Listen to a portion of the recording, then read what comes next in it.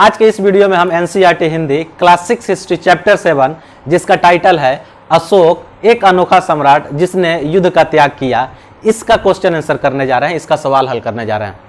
यदि आप इस वीडियो से रिलेटेड रेगुलर वीडियो देखना चाहते हैं, रेगुलर क्लास देखना चाहते हैं, तो इस वीडियो के डिस्क्रिप्शन में ही उसका लिंक दे दिया गया है, आप वहां से जाकर उसको देख सकते हैं। यदि आप इतिहास को रटना नहीं चाहते बल्कि समझते हुए सीखना चाहते हैं, कंसेप्ट बेस्ड स्टडी चाहते हैं, तो मेरे चैनल को सब्सक्राइब करें। मैं आकिब जावेद अपने यूट्यूब चैनल लर्निंग इंस्टीट्यूट में आप सबका स्वागत करता हूं। चलिए क्लास की शुरुआत करते हैं और क्लास की शुरुआत जो है पहले क्वेश्चन से हम करते हैं। पहले क्वेश्चन में आपसे दिया हुआ है कि मौर्य साम्राज्य में विभिन्न काम धंधों में लगे हुए लोगों का सूची बनाओ। ठीक है, इसको हम समझेंगे। उससे पहले जो टाइटल में दिया हुआ है अशोक, चूंकि पढ़ना हमको अशोक के बारे में ही है और अशोक जो है मौर्य साम्राज्य से रिलेटेड है, संबंधित है, तो क्यों नहीं यहीं से दोनों को समझ लिया जाए। टाइटल समझ लेंगे तो चीज जो है अपने आप समझ में आ जाएगी। मैंने आपसे पहले भी कहा था कि अगर आप समझते हुए सीखना चाहते हैं तो आपके लिए ये एक बेहतर जगह है। आप इतिहास को समझते हुए सीखना चाहते हैं तो आपके लिए एक बेहतर जगह है। चलिए शुरू करते हैं और सबसे पहले हम सम्राट अशोक का बैकग्राउंड देखते हैं, मौर्य साम्राज्य का बैकग्राउंड देखते हैं, उसके बाद सवाल को हल करेंगे। आप सबको पता है प्रीवियस क्लास में हमने ये सारा चीज पढ़ लिया है प्रीवियस क्लास में कि उत्तर वैदिक काल में यानी कि लेटर वैदिक एज में राजा जिन क्षेत्रों पर शासन करते थे, राजा उत्तर वैदिक काल में राजा जिन एरियो पर, जिन क्षेत्रों पर, जिन जगहों पर शासन करते थे वह जन कहलाता था। लेकिन उत्तर वैदिक काल में ही आगे चलकर वो क्षेत्र क्या हुआ, जन से जनपद कहलाने लगा, जन से जनपद, और इसके शासक भी राजा ही कहलाए।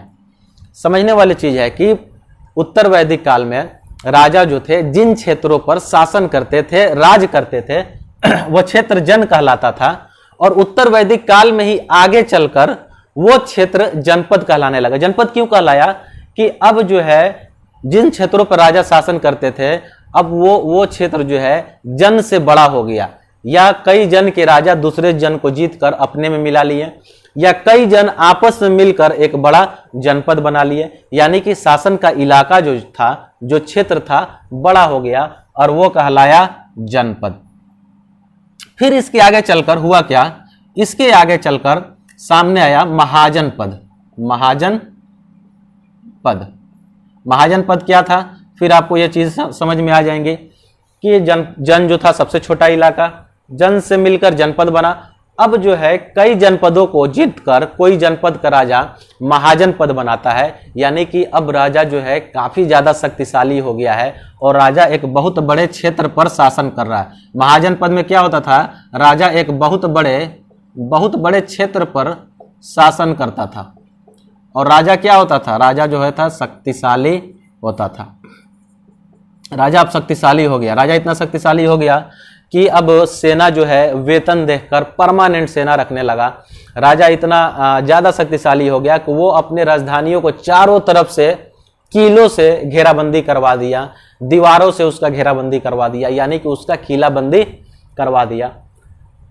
अब यहां से चीजें समझने वाली है कि जैसे ही महाजन पद आते हैं, ये महाजन पद आज से 2500 साल पहले के हैं, 2500 साल पहले भारतीय उपमहाद्वीप में बने और इन महाजन पदों की संख्या जो थी उस समय में 16 थी और ये महाजन पद बुद्ध के समय के थे, बुद्ध और जैन। आज से 2500 साल पहले भारतीय उपमहाद्वीप में बुद्ध अपना उपदेश दे रहे थे, उसी समय में महावीर जैन अपना उपदेश दे रहे थे और उसी समय में 16 महाजन पद इस भारतीय उपमहाद्वीप में मौजूद थे, यानी कि 16 बड़े बड़े राज्य जो थे इस भारतीय उपमहाद्वीप में मौजूद थे। यानी कि महाजन पद क्या थे, बड़े बड़े राज्य थे और इस तरीके के 16 बड़े राज्यों का प्रूफ मिलता है। प्रूफ कहाँ मिलता है, तो उसी बौद्ध धर्म के जो ग्रंथ हैं, जो किताबें हैं, उसमें 16 महाजन पदों का प्रूफ मिलता है। यहां तक आपको चीजें जो है समझ में आ गई होंगी कि हम किसकी बात कर रहे हैं, महाजन पद। अब 16 महाजन पदों में समझने वाली, अब हम आ गए अपने जगह पर। इन 16 महाजन पदों में एक महाजन पद था जिसका नाम था मगध, और इस मगध से होकर दो नदियां बहती थी, सोन और गंगा। इन नदियों के बहने की वजह से ये इलाका जो थे काफी उपजाऊ थे, और यहाँ पे राजाओं को राजस्व की एक बड़ी राशि प्राप्त होती थी। जो 16 महाजन पद थे उसमें से मगध भी एक महाजन पद था, और ये वर्तमान का बिहार का, दक्षिणी बिहार का इलाका जो है जहां से सोन और गंगा नदी बहती है, उन क्षेत्रों में मगध का साम्राज्य था। उस समय तक मगध एक छोटा सा राज्य था, यानी कि महाजन पद ही था, लेकिन उतना शक्तिशाली नहीं था। लेकिन आगे चलकर यही मगध कई महाजन पदों को जीतकर अपने में मिला लिया और एक बहुत बड़े साम्राज्य की नींव रखी गई। यानी कि यही मगध राज्य जो था आगे चलकर एक बहुत बड़ा राज्य बना और पूरे भारतीय उपमहाद्वीप में इसके शासक यहां से शासन किए। चलिए समझते हैं फिर से। मगध 16 महाजन पदों में से एक महाजन पद था। कई महाजन पदों को जीत कर इसने क्या किया, एक बड़ा साम्राज्य बनाया, मगध। इन मगध साम्राज्यों में बनाने का श्रेय इनके राजाओं को जाता है जो उस समय के राजा थे। इनमें सबसे पहला नाम आपको लेना हो तो आप बिंबिसार का नाम ले सकते हैं, सबसे पहला राजा। उसके बाद अजातशत्रु का नाम आप ले सकते हैं, अजातशत्रु। ठीक इसी तरीके से उदयन, इसने जो है पटलिपुत्रा राजधानी की नींव रखी। उसके बाद आप नाम ले सकते हैं धनानंद, एक शक्तिशाली राजा थे। ये सारे मगध के राजा थे, बिंबिसार, अजातशत्रु, उदयन, धनानंद, ये सारे मगध के राजा थे। फिर आपको एक जाना पहचाना नाम जो है सामने आ गया, चंद्रगुप्त मौर्य। ये भी जो है मगध साम्राज्य का ही राजा था, और इसने मौर्य साम्राज्य का, और इसने क्या किया, मौर्य साम्राज्य का नींव रखी। चंद्रगुप्त मौर्य मगध का राजा था, इसने ही मौर्य साम्राज्य का नींव रखी। अब आप देख सकते हैं कि मौर्य साम्राज्य, ये क्वेश्चन आपको अब समझ में आ जाएगा। जिस मगध की हम बात कर रहे हैं उसी मगध में एक राजा हुआ जिसका नाम था चंद्रगुप्त मौर्य। इसी ने क्या किया, मौर्य साम्राज्य की नींव रखी। इसी चंद्रगुप्त मौर्य का एक पोता हुआ जिसका नाम जो है अशोक था। अशोक, वही जिसकी बात हम कर रहे हैं कि अशोक एक अनोखा सम्राट जिसने युद्ध का त्याग किया। यानी कि मगध साम्राज्य से ही चंद्रगुप्त मौर्य बस संबंधित था, और मगध साम्राज्य से ही सम्राट अशोक भी संबंधित था, जिसके बारे में आज के क्लास के अंतर्गत हम सवाल को हल करने वाले हैं। लेकिन उससे पहले जरूरी था कि इस सब्जेक्ट का बैकग्राउंड को समझा जाए, उसके बाद क्वेश्चन तो अपने आप जो है बन जाएंगे। समझ गए। चंद्रगुप्त मौर्य ने मौर्य साम्राज्य की नींव रखी, और उसके बाद अशोक सम्राट जो था उसने एक युद्ध किया, और युद्ध में बहुत सारे लोग मारे गए। उसी युद्ध के बारे में बात करना है इस चैप्टर के अंतर्गत। सारा चैप्टर जो है इसी के इर्द गिर्द घूमता रहता है। जो युद्ध इस अशोक सम्राट ने जो कलिंग युद्ध किया, वो सारा चैप्टर इसी युद्ध के इर्द गिर्द घूमता रहेगा। तो अब जो है हमको चीजें जो है समझ में आ गई हैं कि अशोक सम्राट कौन है और चंद्रगुप्त मौर्य कौन है। अब हम सवाल पे आते हैं। सवाल हमसे पूछ रहा है कि मौर्य साम्राज्य में विभिन्न काम धंधों में लगे हुए लोगों की सूची बनाए। अब मौर्य साम्राज्य में अलग अलग काम में जो लगे हुए लोग थे उनके बारे में बताना है। कोई बड़ी बात नहीं है, आप भी आज भी वही चीज है जो उस समय में थी। तो अलग अलग काम में, यानी किसान थे, किसानी करते थे, पशुपालक थे, पशुपालन करते थे, बता दीजिए, व्यापारी थे, सामानों का व्यापार खरीद फरोख्त करते थे, सामान को एक जगह से दूसरे जगह ले जाना लाना काम था। उसके बाद शिल्पकार थे, शिल्पकार यानी कि हाथ से काम करने वाले, जो भी जो पत्थर तराशने वाले हो गए, आभूषण बनाने वाले हो गए, रथ बनाने वाले हो गए, मकान बनाने वाले लोग हो गए, हथियार बनाने वाले लोग हो गए, बड़े बड़े जो महल बनाने वाले लोग हो गए। इस तरीके के जो शिल्पकार थे वो भी उस समय में थे। तो अगर आपसे कोई पूछे कि मौर्य साम्राज्य में जो लोग अलग अलग काम धंधों में लगे हुए थे उसकी एक सूची बनाई है। तो इस सूची में किसान आ जाएंगे, पशुपालन आ जाएंगे, व्यापारी आ जाएंगे और शिल्पकार आ जाएंगे। शिल्पकार में आप जितना नाम रख लें, बढ़ई, सुनार, रथकार, मिस्त्री, तो ये सारे चीज़ जो है इसके अंतर्गत आ जाएंगे। अब हम वीडियो में आगे बढ़ते हैं और नेक्स्ट सवाल को सॉल्व करते हैं। उससे पहले यदि आपने अभी तक इस चैनल को सब्सक्राइब नहीं किया है तो सबसे पहले चैनल को सब्सक्राइब करें, वीडियो को लाइक करें, ज़्यादा से ज़्यादा कमेंट करें और अपने दोस्तों में इसको शेयर करें। चलिए हम नेक्स्ट क्वेश्चन को देखते हैं। रिक्त स्थान करना है यानी खाली जगहों को भरना है। क्वेश्चन नंबर कह दिया है, जहां सम्राटों का सीधा शासन था वहां अधिकारी वसूलते थे। तो कह सकते हैं वहां अधिकारी राजस्व वसूलते थे, या हम कह सकते हैं कि कर वसूलते थे, दोनों में से कोई चीज। लेकिन समझने वाला चीज है यहाँ पे सीधा शासन। सीधा शासन का क्या मतलब हुआ? तो आप सबको मालूम है, मैंने पहले ही बताया था कि मौर्य साम्राज्य या मगध साम्राज्य या सम्राट अशोक का जो शासन था वो भारतीय उपमहाद्वीप के एक बहुत बड़े हिस्से पर था, जिसमें पूरा आज का दक्षिण भारत, लगभग दक्षिण भारत, पूरा उत्तर भारत और आज का वर्तमान का पाकिस्तान और अफगानिस्तान, कश्मीर का इलाका भी आ जाएगा। इतने बड़े क्षेत्रों पर, इतने बड़े एरिए पे अशोक सम्राट शासन करता था या मौर्य साम्राज्य जो है शासन करते थे। इतने बड़े क्षेत्र पर प्रत्यक्ष रूप से डायरेक्ट कंट्रोल करना मुश्किल था। ये एक आसान काम नहीं था क्योंकि एरिया बहुत बड़ा था। उस समय आज के समय की तरह यातायात के साधन नहीं थे, आने जाने में वक्त लगता होगा। उसके बावजूद उतने बड़े एरिया पे शासन करना एक बहुत मुश्किल काम था। इसलिए क्या किया गया था कि उस साम्राज्य के अंतर्गत जो भी क्षेत्र आते थे उनको कुछ भागों में बांट दिया गया था।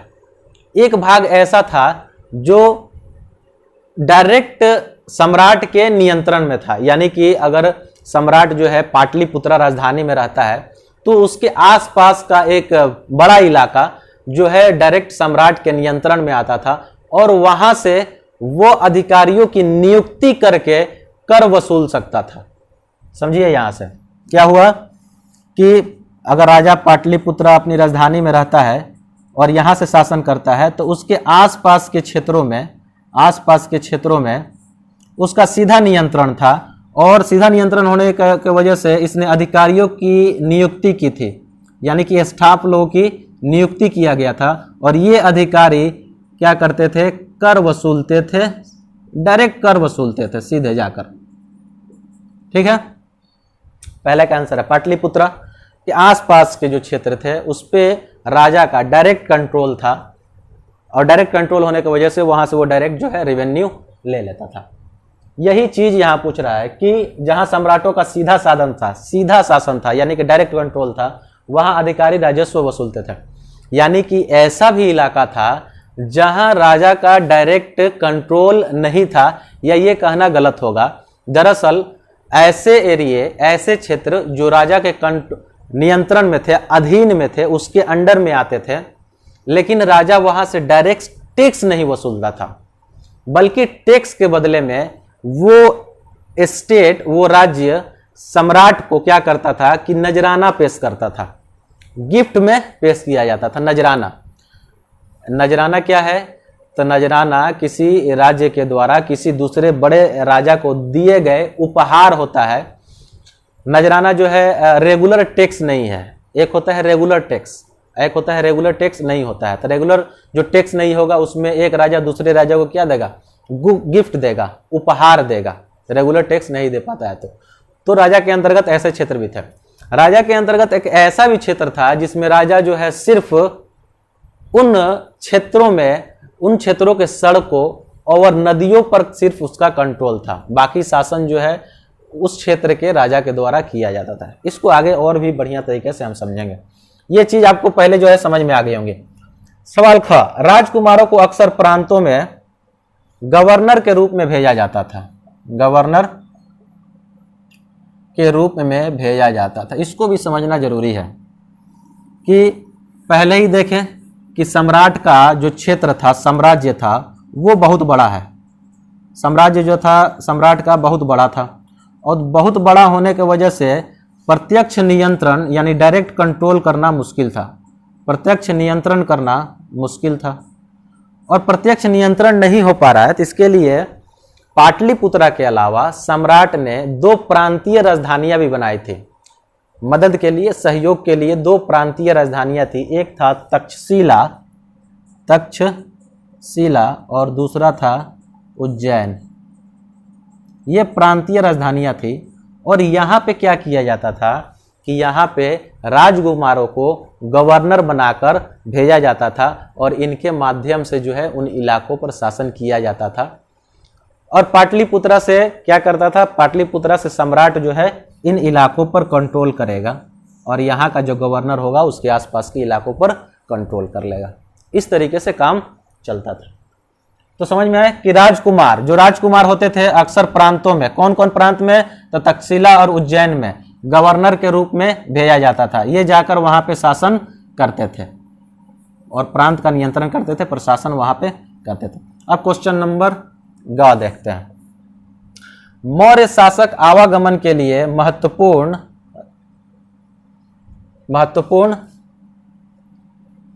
सड़कों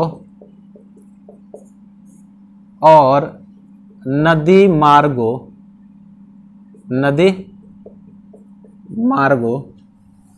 पर नियंत्रण रखते थे।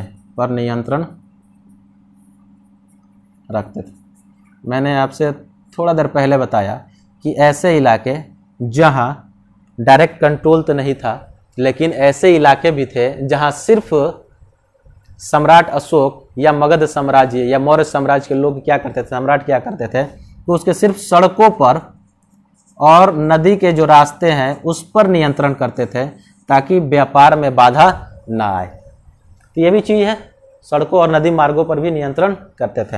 अब आते हैं आगे। प्रदेशों में रहने वाले लोग मौर्य अधिकारियों को नजराना दिया करते थे। क्या देंगे? नजराना। अभी मैंने बताया नजराना क्या होता है, ये एक अप्रत्यक्ष कर होता है।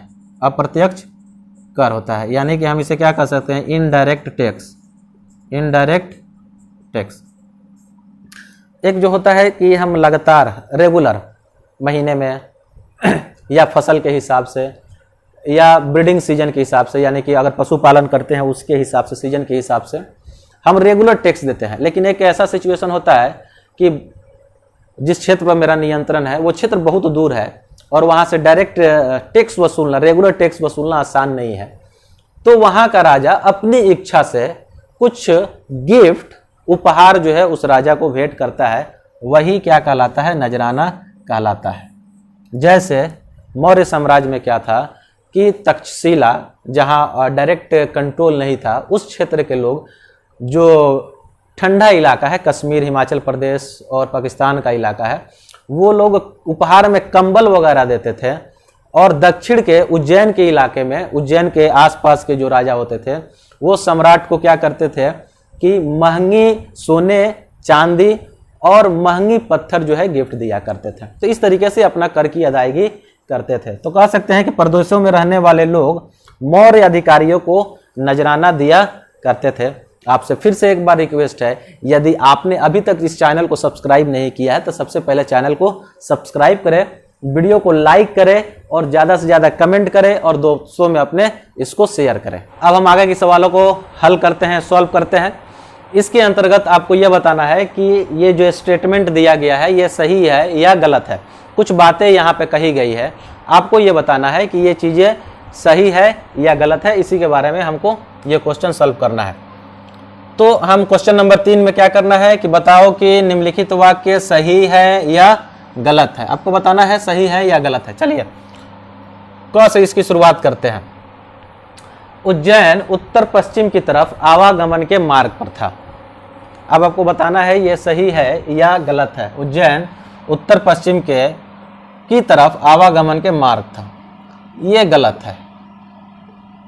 अगर आपसे कहा जाए कि 3 महत्वपूर्ण शहर का नाम बताइए मौर्य साम्राज्य के, तो पहला आएगा पाटलिपुत्र, दूसरा आएगा उज्जैन और तीसरा कहा जा सकता है तक्षशिला।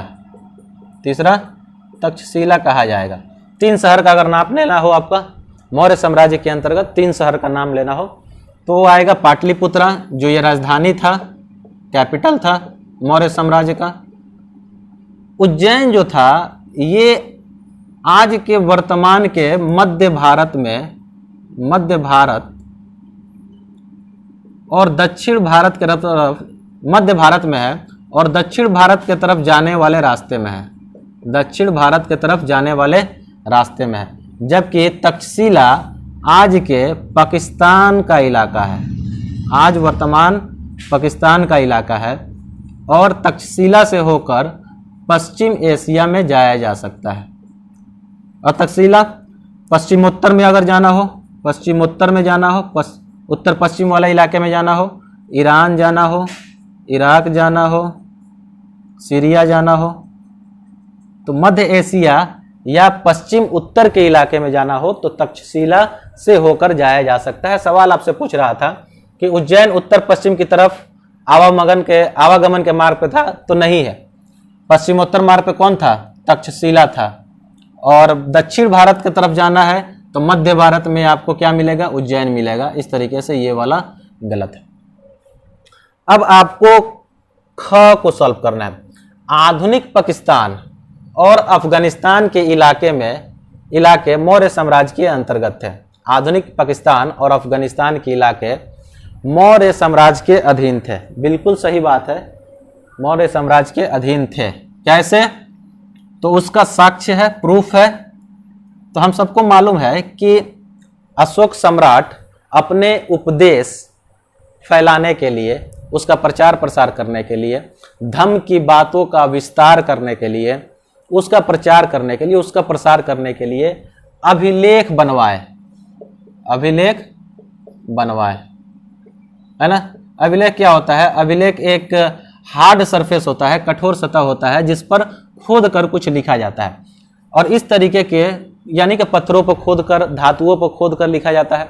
अशोक सम्राट ने कई ऐसे पत्थरों पर खोद कर यानी कि उसको गोद कर उस पे अपने उपदेश, अपने विचार, अपने धम्म के बारे में, जिन राज्यों को उसने जीता उसके बारे में उसने इसके बारे में बताया है अभिलेखों में। और ये अभिलेख जहां से मिलेंगे हम कह सकते हैं कि वो इलाके अशोक सम्राट के अधीन आते थे, मौर्य साम्राज्य के अंडर आते थे। तो कंधार से मिला है अभिलेख जो है, अशोक के अभिलेख कहाँ से मिले हैं? कंधार से मिला है। और यह कहाँ का इलाका है? तो यह वर्तमान अफगान का इलाका है। हमें मालूम है तक्षशिला यहाँ से मिलते हैं, तक्षशिला यहाँ से जो है अभिलेख मिलते हैं। ये कहाँ का इलाका है? तो ये पाकिस्तान का इलाका है। तो जब हम देख रहे हैं कि अशोक के अभिलेख कंधार और तक्षशिला से मिल रहे हैं, जहाँ कंधार अफगानिस्तान का इलाका है और तक्षशिला जो है पाकिस्तान का इलाका है, इस तरीके से हम कह सकते हैं कि आधुनिक पाकिस्तान और अफगानिस्तान के इलाके मौर्य साम्राज्य के अंतर्गत आते थे, मौर्य साम्राज्य के अंदर आते थे। ये सही है, ये जो बात कही जा रही है बिल्कुल सही है, 100% सही है। अब हम ग को देखते हैं। ग में क्या कहा जा रहा है कि चंद्रगुप्त के विचार अर्थशास्त्र में लिखे गए हैं। तो सबसे पहले हम ये कहें कि ये गलत है, पहले गलत कर देते हैं, उसके बाद इसको हम समझते हैं कि चंद्रगुप्त के विचार अर्थशास्त्र में लिखे गए हैं। ये क्या है? गलत है। कैसे गलत है? तो चंद्रगुप्त के विचार अर्थशास्त्र में नहीं लिखे गए। अर्थशास्त्र क्या है? एक ग्रंथ है, एक पांडुलिपि है, एक बुक है और इसको एक कौटिल्य नाम के, कौटिल्य या इसी को चाणक्य कहा जाता है, इसके द्वारा ये कौटिल्य या चाणक्य के द्वारा ये बुक अर्थशास्त्र लिखा गया था। और शायद ऐसा माना जाता है कि यही कौटिल्य और यही चाणक्य चंद्रगुप्त मौर्य को राजा बनने में मदद किया था, हेल्प किया था, है ना। तो उसने मदद किया था। इस तरीके से चंद्रगुप्त के विचार अर्थशास्त्र में नहीं लिखे गए हैं, विचार जो है कौटिल्य के लिखे गए हैं। इस तरीके से ये गलत है, ये बात जो कहा जा रहा है वो गलत है। अब आगे बढ़ते हैं और सबसे इंपॉर्टेंट क्वेश्चन जो है अब आया है कि कलिंग बंगाल का प्राचीन नाम था। तो उससे पहले हम क्या करते हैं, ये इंपॉर्टेंट सवाल है, इसको हम विस्तार से समझते हैं कि कलिंग जो था आज के वर्तमान बंगाल का इलाका नहीं बल्कि उड़ीसा का तटवर्ती इलाका है, यानी कि समुद्र से सटा हुआ जो इलाका है, उस इलाके को कलिंग कहा जाता था उस टाइम में। यानी अशोक सम्राट के समय में कलिंग का क्षेत्र कौन था? आज का उड़ीसा का जो समुद्र से सटा हुआ इलाका है, तटवर्ती इलाका है, उसे कलिंग कहा जाता था। अशोक कहता है कि मेरे राजा बनने के 8 साल बाद, राजा बनने के 8 साल बाद क्या होता है, उसने कलिंग पर चढ़ाई की, यानी कि कलिंग के साथ चढ़ाई की और उसको जीता भी, विजयी किया। और इसको क्या किया? विजयी किया, विजित किया, जीता। और यह भी बताता है कि जीतने के क्रम में 1 लाख लोग मारे गए, यानी कि युद्ध हुआ, 1 लाख लोग इस युद्ध में मारे गए। अशोक ये भी बताता है कि 1.5 लाख लोग बंदी बनाए गए, बंदी बनाए गए। बहुत ज़्यादा नुकसान हुआ, जान माल का नुकसान हुआ, बहुत सारे लोग मारे गए। ये सारी चीज़ें देखकर अशोक सम्राट का दिल जो है पिघल गया और उसका मन जो है युद्ध से दुख हो गया। यानी कि इस मार काट के वजह से, खून खराबा के वजह से सम्राट अशोक का मन जो है दुखित हो गया और उसने यह निश्चय किया, यह डिसाइड किया कि आगे भविष्य में कभी भी युद्ध नहीं करेगा। तो ये चीज़ें जो है अशोक सम्राट के एक अभिलेख से मिलता है। तो कलिंग जो है किसके लिए? कलिंग के बारे में, जिसको अशोक सम्राट ने जीता था और मार काट मचाया था, खून खराबा किया था। बाद में उसका दिल जो है पिघल गया और डिसाइड किया कि आगे युद्ध नहीं करेंगे। वो कलिंग का इलाका बंगाल का इलाका नहीं है, बल्कि कहाँ का इलाका है? तो वो आज उड़ीसा, वर्तमान उड़ीसा का इलाका है। यानी कि इस तरीके से ये भी गलत है। अब जो है लास्ट हम देखते हैं कि अशोक के ज़्यादातर अभिलेख ब्राह्मी लिपि में मिले हैं। सही बात है कि अशोक के जो अधिकांश अभिलेख हैं, जिसको उन्हें पत्थरों पर खोद कर लिखवाया है, वो ब्राह्मी लिपि में मिलते हैं। दरअसल अशोक के टाइम में जो आम बोलचाल की भाषा थी वो प्राकृत भाषा थी और लिपि जो थी वो ब्राह्मी लिपि थी। इसी लिपि में लिखा जाता था। अशोक सम्राट ने जितने भी लगभग सारे नहीं, लगभग जितने भी अभिलेख बनवाए, उसमें जो है ब्राह्मी लिपि का इस्तेमाल किया गया। कुछ अभिलेख जहाँ से मिले हैं उसका नाम याद रखना जरूरी है। जैसे आपसे पूछे तो बता दिए, तक्षशिला से इसके अभिलेख मिले हैं, कंधार से मिले हैं और कौशाम्बी से मिले हैं, सारनाथ से मिले हैं, सारनाथ, लौरिया अरराज जो बिहार का अरराज इलाका है, रामपुरवा, ब्रह्मगिरी, यानी कि और भी बहुत सारे जगहों से सम्राट अशोक द्वारा लिखवाए गए अभिलेख मिलते हैं। उनमें से कुछ नाम को मैंने यहाँ पे लिखा है और ये अधिकांश अभिलेख जो है ब्राह्मी लिपि में लिखे गए थे। तो आपसे एक बार फिर से रिक्वेस्ट है कि यदि आपने अब तक इस चैनल को सब्सक्राइब नहीं किया है तो सबसे पहले चैनल को सब्सक्राइब करें, वीडियो को लाइक करें, ज़्यादा से ज़्यादा कमेंट करें और इसे अपने दोस्तों में शेयर करें। आज के लिए इतना ही, मिलते हैं आपसे नेक्स्ट वीडियो में। Thank you.